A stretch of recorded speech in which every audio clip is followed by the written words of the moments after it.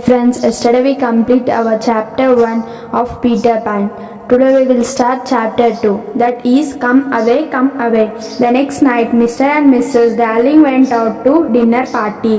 The Darling children wanted to stay awake when Peter arrived, but somehow they always fell fast asleep before he did. Later that night, while the children slept, Nana walked in to check on them. She saw a strange boy entering through the window, so she growled and jumped on him. She leaped lightly out through the window. As she reached forward to pull the windows shut, she saw something hanging from Nana's mouth. It was his shadow. After Nana left the room, a tiny glowing light flew inside quickly. It went inside cupboards and drawers as if looking for Peter's shadow. The moving light was actually a tiny fairy called Tinkerbell. A minute after she entered, the windows burst open and Peter flew in. Tinkerbell, he called out to her softly so that the children would not wake up. Tink, where are you? Tink, tell me where there were put my shadow. The loveliest tinkle like that of golden bells answered him. It was fairy language. She told him that she shadow in the chest of drawers. Peter went to the chest immediately, scattering into the contest on the floor. Tinkerbell entered the drawer to help him. When he finally found his shadow, he was so happy that he shut the drawer with Tinkerbell in it. Peter went to the bathroom and tried sticking his shadow back on by using soap. When the shadow kept slipping off, he sat on the floor and began to cry. His soaps work, Wendy. Boy, why are you crying? She asked. In response, Peter stood on his feet and bowed beautifully as a mark of contrition to her. She was so pleased that from her bed she courteoused equally well. What's your name? He asked. Wendy Moria and Angelia Darling. What's your name? Peter Pan. Is that all? Yes, he replied sharply, realizing how short his name was. Next, her name. When she asked where he lived, he told her that he lived on the second star on to the right and straight until morning. That's a funny address, she replied. It is not. It is country at back. Do you have a mother? She asked. Harry remained silent and Lord, he said. Oh dear, no wonder you are being crying. She climbed off her bed and went him. I was not crying because I don't have a mother. I was crying because I could not get my shadows to stick, Peter said. It has to be 7 on. I will do it for you, said Wendy. As she swept the shadow back on, she noticed that he was clenching his teeth because of the pain. Once she was done, he jumped around the room with joy. Unfortunately, he forgot to give Wendy the credit, and through that he had swayed the shadow back on himself. How clever I am, he cried. Oh, the cleverness of me. Wendy was shocked. Peter said, Wendy, I can't help being this way. When I am happy, one girl is always more useful than 20 boys you know. Do you really think so? She asked. The Peter solemnly nodded. When Wendy happily got out of bed and told him that she would give him a kiss.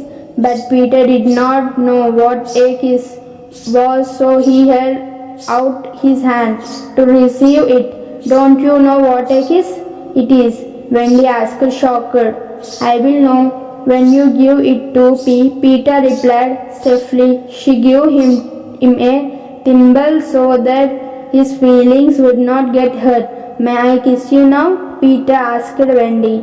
If you like, she replied primly, slowly inclining her face towards his. But Peter just dropped an apron bottom in her hand. Blushing silently, she thanked him and put the acorn bottom around the chain she wore. It was lucky she did, for that very acorn bottom turned out to save her life later on.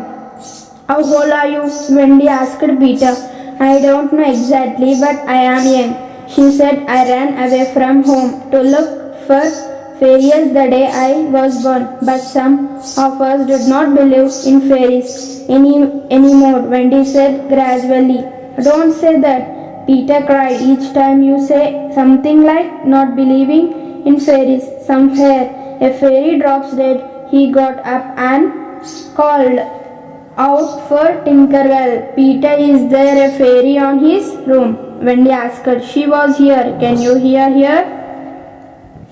Only the sound of tinkling bells. That, Wendy, is the language of the fairies, Peter said. He noticed that sound was coming from the chest of drawers. He laughed. I think I will lock her in there. My mistake. After they let the poor fairy out, she flew all over him, making adjusted signs with her hands. Now think, don't say that. I did not mean to lock you in here. Peter, I would like to see her. Can you hold still? Cried Wendy. When Tinkerbell finally settled on top of a table, Wendy gazed on her. Beautiful the fairy was, Tinker said. Peter ambiguously. This lady says that wishes were her fairy. Tinkerbell shook her hand insolently. What does they say? Peter asked Wendy. Peter had to translate. She is not very polite. She said you are an ugly girl and that she is my fairy. Wendy sat down on an armchair and asked Peter whom she lived with. He told her to live with the lost boys. When are you there? She asked. They are those children whose nurses lost them when they are babies. If not found in a week, they are sent to Neverland. I am their captain, declared Peter. Wendy asked if there were any girls. There no girls are too clear to fall out, said Peter. I think, Wendy said, it is perfectly lovely the way you talk about girls. John, they just hates girls. In reply, Peter rose and kicked John out of bed, blankets and all in on one kick. John and Michael got up, hearing all the noise in the nursery. Mrs. Darling came into the check. It was dark in the nursery and the children hid behind the curtains and made agitated breathing sounds as though they were asleep. Mr. Darling thought it was Nana who was being naughty. She woke Mr. Darling, who went and tried poor Nana up in the kennel. After they had left, Wendy asked Peter if he came every night. She was mildly disappointed to find out that he came to hear stories, not see her. Just then Peter grabbed her hand and started pulling her towards the window. Peter, let me go, she cried. Come back with me. You can tell the lost boys some of your stories, he pleaded. But I can't, said Wendy sadly. I don't even know how to fly. I will teach you. How could the rest of course, it's awfully fantastic, she said. Peter, would you teach John and Michael to fly too? He nodded. So Wendy happily asked John and Michael if they would also like to learn how to fly.